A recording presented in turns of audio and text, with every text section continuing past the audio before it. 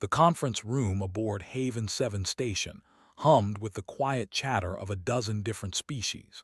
Commander adjusted her translator unit and looked around at the assembled delegates. This was the 43rd annual meeting of the Galactic Emergency Response Consortium, and she had high hopes for productive discussions. Representatives from 18 different civilizations had gathered to share their latest crisis management techniques. The morning sessions had gone well. They had presented an elegant new triage algorithm. They demonstrated their improved flood response drones. Even the notoriously secretive had shared data on their atmospheric emergency protocols. Now it was the humans' turn, and leaned forward with interest. Earth had only joined the consortium 5 years ago, but their technological adaptability was already well known. Chief Coordinator Sarah stepped up to the presentation platform. She was a tall woman with gray streaks in her dark hair, and the kind of calm demeanor associated with experienced crisis managers across the galaxy. Sarah smiled at the assembled crowd and activated the holographic display. "Thank you for having us today," Sarah began.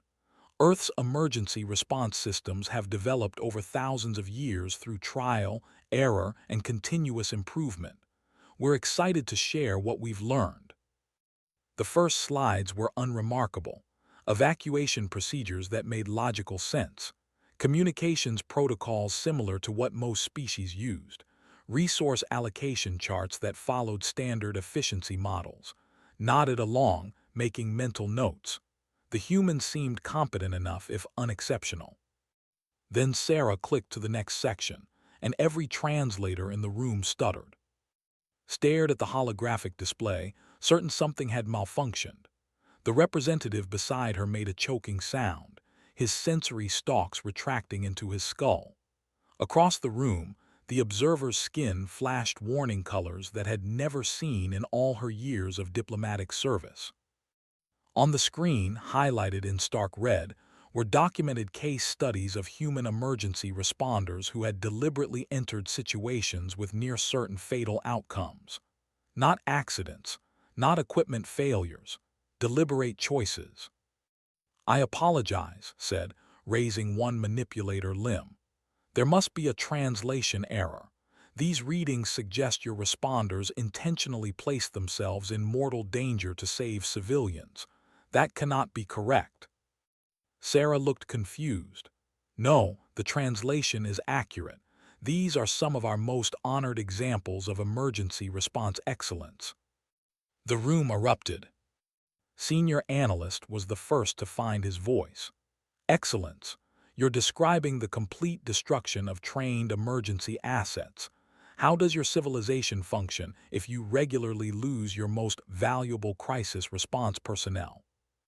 Sarah's expression shifted to something couldn't quite read. Understanding, perhaps, or maybe pity.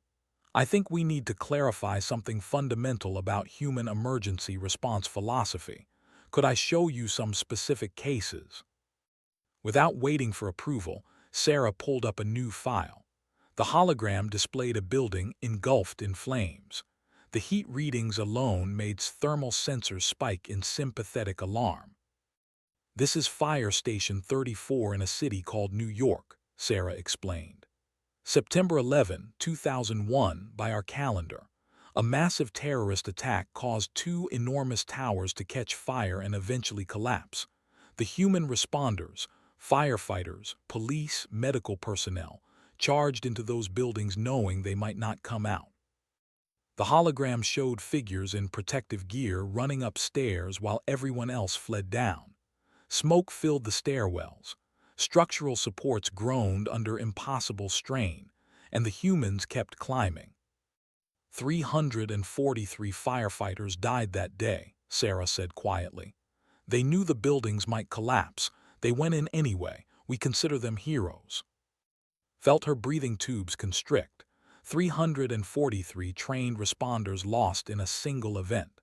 The resource waste was incomprehensible. But why? Your command structure must have known the buildings would fail. Any rational analysis would have called for strategic retreat to preserve trained personnel for future emergencies. They couldn't, Sarah said simply. There were people still inside who needed help. Medical coordinator leaned forward, her features sharp with confusion. But the mathematics are clear. Trained emergency responders require years of education and significant societal investment. Losing hundreds to save perhaps a few dozen civilians is economically catastrophic. How do you maintain operational capacity? Sarah pulled up more files. Hundreds of them. Thousands. Each one documented a human responder who had made the same choice. Coast Guard swimmers giving up their rescue harnesses to victims in freezing water, dying of hypothermia themselves. Police officers shielding civilians with their own bodies during shootings. Paramedics continuing to treat patients in active disaster zones when they could have escaped to safety. This one is from just 3 months ago, Sarah said, displaying a mountain rescue operation. A hiker was lost during a severe storm. The weather was so bad that our safety protocols said to wait until conditions improved. But the rescue team went out anyway because every hour decreased the hiker's survival chances.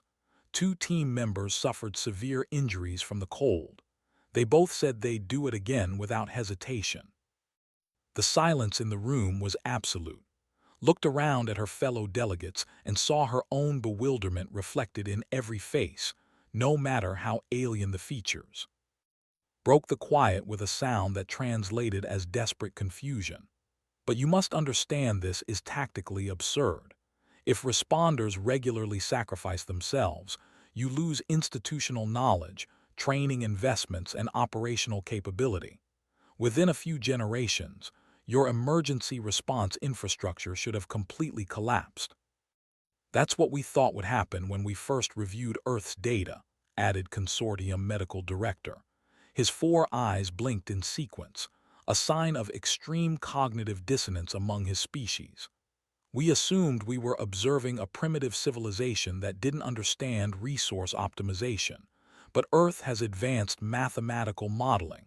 They know exactly what they're doing. Sarah nodded. Yes, we do. We've run the numbers countless times. We understand the statistics perfectly. Then why? Demanded, her voice rising despite her training in diplomatic composure. Why would you deliberately implement protocols that destroy your most valuable assets? Sarah was quiet for a moment, seeming to choose her words carefully. Because they're not assets, they're people. And the civilians they save are people too. We don't measure worth by training investment or replacement cost. A child trapped in a burning building has the same value as the firefighter who rescues her. Maybe more, because that child has her whole life ahead of her.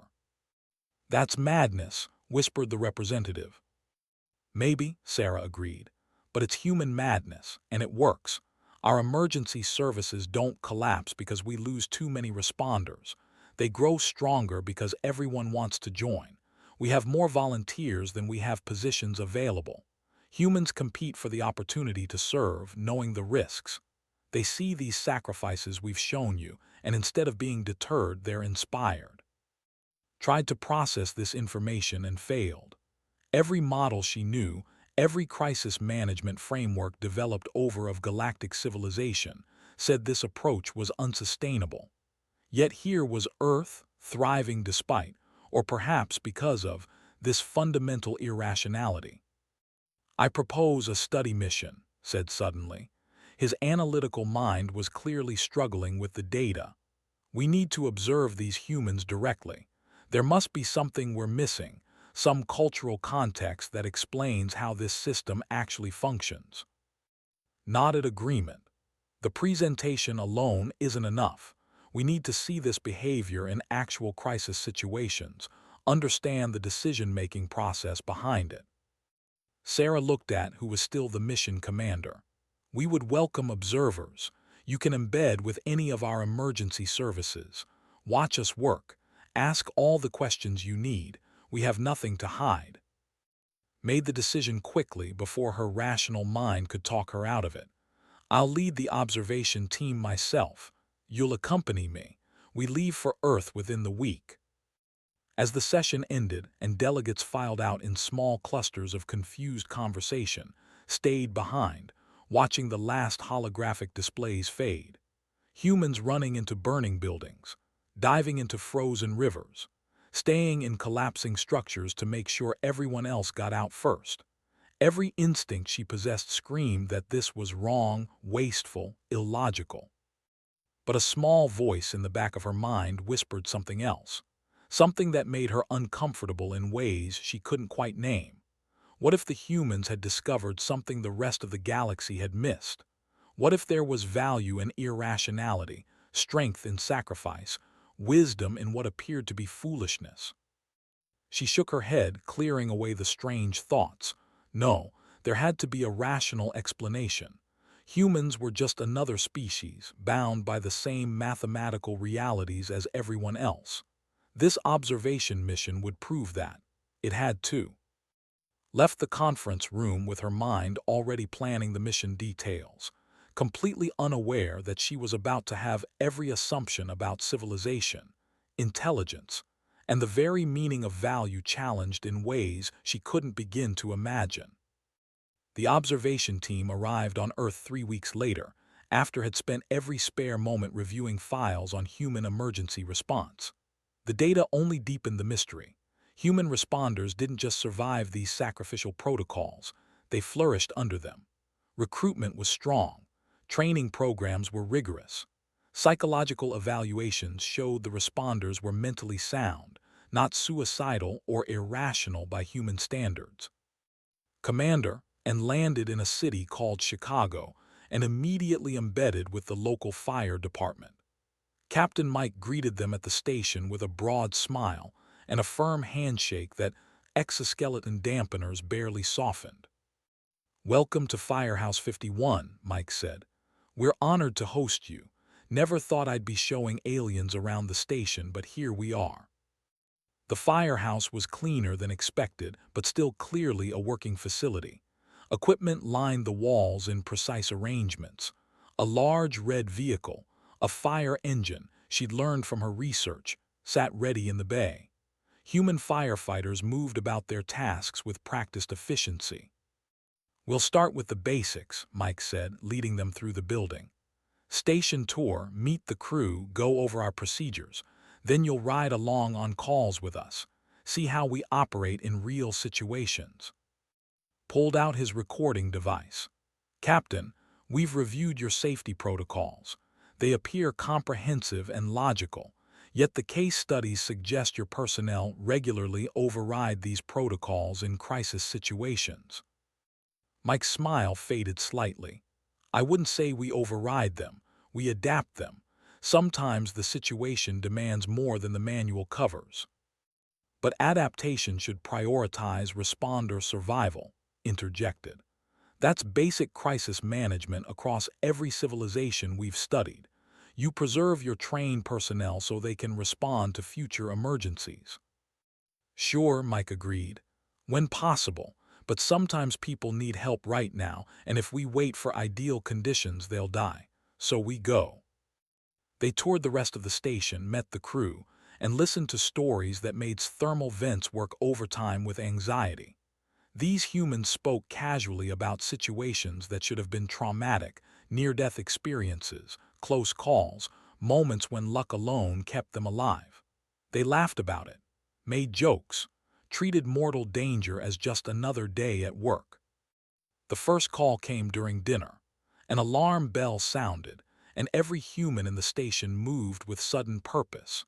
And her team barely had time to board the observation vehicle before the engine roared out of the bay, sirens wailing. "Structure fire, residential building, multiple occupants trapped," Mike said into his radio as they raced through traffic. Other vehicles pulled aside to let them pass. Watched the city blur by and felt her anxiety climb with each block.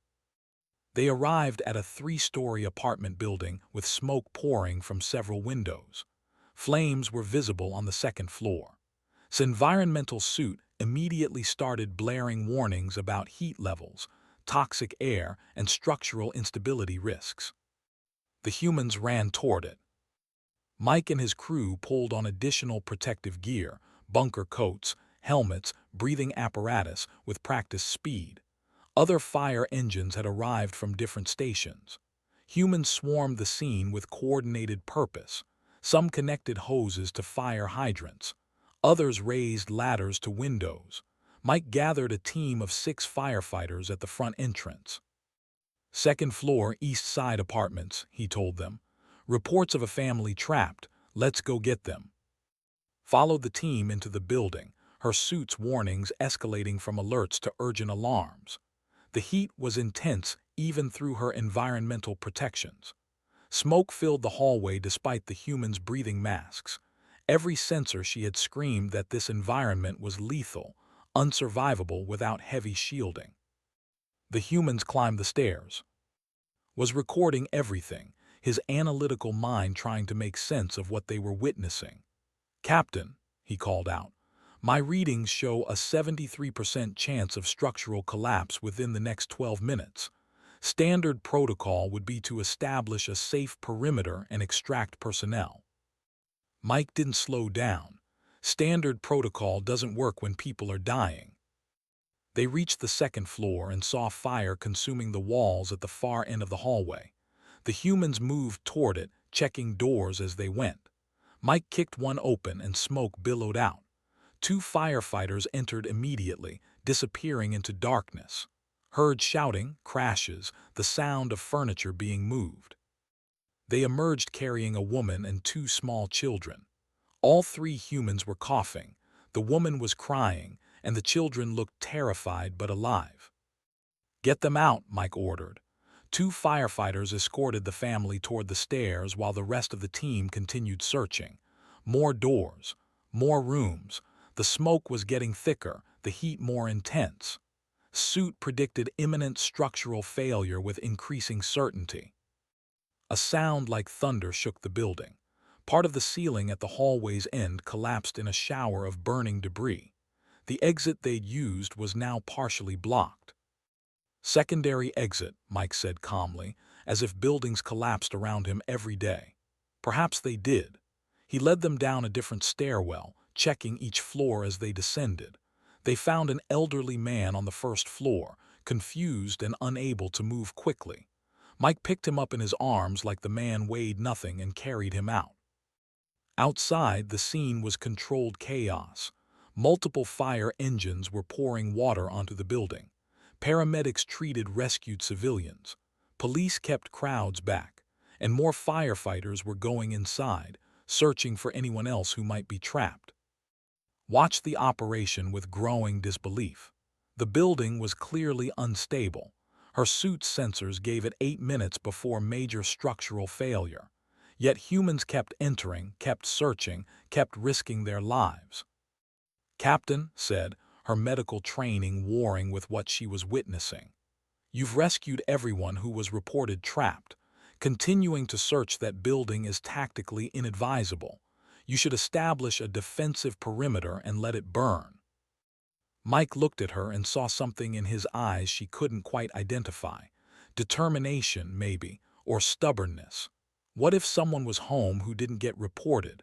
What if there's a visitor we don't know about? What if someone's hiding in a closet too scared to come out? We don't leave until we're sure. He went back inside. Stood frozen, watching more humans follow him. Her entire worldview was cracking. These weren't primitives who didn't understand risk. They had all the same data she did, all the same calculations. They knew the building would collapse. They went in anyway. 5 minutes later, Mike emerged with a dog in his arms. Just a pet, not even a sentient being by galactic standards. He'd risked his life for an animal. The building collapsed 7 minutes after that, exactly when sensors had predicted. By then, everyone was clear. The search had been complete. No lives were lost except the structure itself. Approached Mike as he stripped off his protective gear.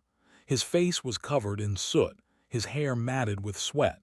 He looked exhausted but satisfied. "Captain," said carefully, "you could have died for that animal." Mike shrugged. Could have, didn't. And someone's beloved pet gets to go home today, worth it. But mathematically, Mathematics don't measure everything, Commander, Mike interrupted gently. Some things are worth more than numbers. That night back at their temporary quarters, the three alien observers reviewed their recordings in silence, kept replaying the moment when Mike had gone back into that collapsing building for a dog. By every calculation she knew it was wasteful, irrational, wrong. But she couldn't stop thinking about the family who would have lost their pet, about the elderly man who would have died confused and alone, about the children carried out by people who had chosen to risk everything for strangers. I don't understand them, said finally. Neither do I, agreed. Said nothing, but her mind was spinning. They had come to Earth expecting to find an explanation, a logical framework that would make sense of human behavior. Instead, they'd found something far more disturbing, the possibility that logic itself might not be enough. She thought about the 43 years she'd spent in emergency response work, thousands of successful missions, perfect record of personnel safety, maximum efficiency in resource allocation, all the things the consortium valued and rewarded. And suddenly, for the first time in her career, she wondered if she'd been measuring the wrong things all along.